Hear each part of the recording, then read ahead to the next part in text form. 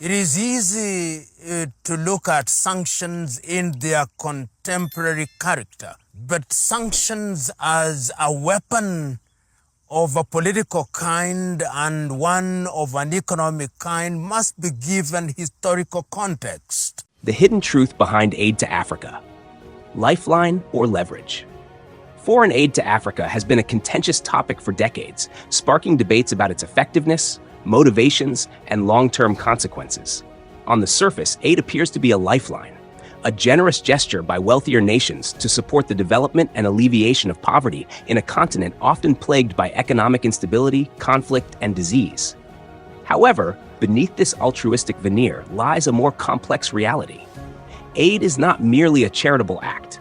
It is often a strategic tool wielded by donor nations and organizations to advance their own political, economic, and ideological interests. This duality raises critical questions. Is aid truly a lifeline for Africa, or is it a form of leverage that perpetuates dependency and reinforces global power imbalances? To answer this, we must examine the history, motivations, and impacts of foreign aid to Africa. The historical context of aid to Africa.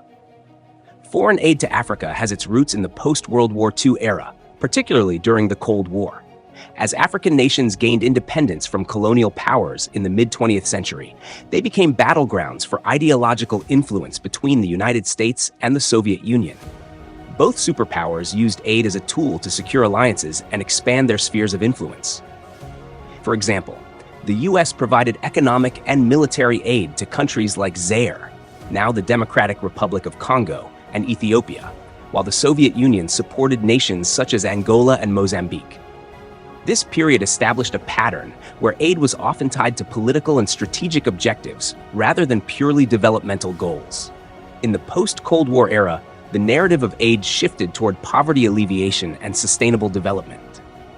Organizations like the World Bank, International Monetary Fund, IMF, and various United Nations agencies became key players in shaping aid policies. However, the legacy of politically motivated aid persisted, as donor countries continued to use aid to promote their own interests, such as securing access to natural resources, opening markets for their goods, and combating terrorism. The dual nature of aid, lifeline or leverage. At its best, foreign aid has been a lifeline for millions of Africans. Humanitarian aid, in particular, has saved countless lives during crises such as famines, epidemics, and natural disasters. For instance, international aid played a crucial role in combating the Ebola outbreak in West Africa in 2014-2016 and in providing relief during the 2011 famine in the Horn of Africa. Development aid has also funded critical infrastructure projects such as schools, hospitals, and roads, which have improved living standards and created opportunities for economic growth. However, aid is not always the benevolent force it appears to be. Critics argue that it often serves as a form of leverage, allowing donor nations and institutions to exert control over recipient countries. This leverage can manifest in several ways. 1. Conditionalities and policy influence. Many aid programs come with strings attached, requiring recipient governments to implement specific economic policies or reforms. For example, structural adjustment programs, SAPs, imposed by the IMF and World Bank in the 1980s and 1990s mandated austerity measures, privatization, and trade liberalization. While these policies were intended to stabilize economies, they often led to social unrest, reduced public services, and increased inequality. 2. Debt dependency. Aid is sometimes provided in the form of loans rather than grants, trapping recipient countries in cycles of debt. For example, during the 1970s and 1980s, many African nations borrowed heavily to finance development projects, only to find themselves unable to repay the loans due to high interest rates and economic downturns. This debt burden has stifled economic growth and forced governments to prioritize debt servicing over social spending. 3. Resource exploitation. Aid can be used as a tool to secure access to Africa's vast natural resources. Donor countries and corporations often negotiate favorable trade deals or extraction rights in exchange for aid. This dynamic has been particularly evident in resource-rich countries like Nigeria, Angola, and the Democratic Republic of Congo, where foreign aid has coincided with the exploitation of oil, minerals, and other commodities. 4. Political leverage. Aid is frequently used to influence the political landscape of recipient countries. Donors may provide support to governments that align with their interests, even if those governments are authoritarian or corrupt. Conversely, aid can be withheld or withdrawn to pressure governments into adopting certain policies or behaviors. For example, the US and European Union have used aid as a bargaining chip to promote democratic reforms and human rights in Africa, sometimes with mixed results. This dynamic is currently playing out in Rwanda, which is facing sanctions from Western nations, including the UK, Canada, and Belgium, due to allegations of involvement in the conflict in the Eastern Democratic Republic of Congo, DRC. Despite these pressures, Rwanda remains steadfast in prioritizing national security and regional stability over external demands. The sanctions imposed by the UK, Canada, and Belgium stem from allegations that Rwanda is supporting the M23 rebel group in the eastern DRC.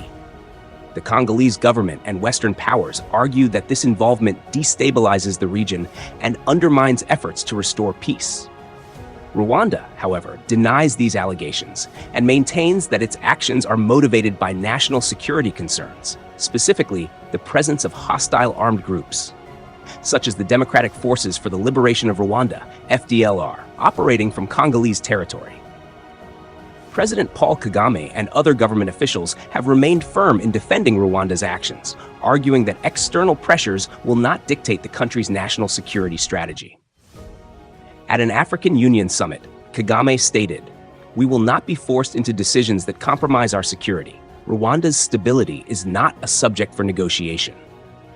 Rwanda has maintained a strong military presence along its borders and has called for international efforts to address the root causes of instability in the DRC.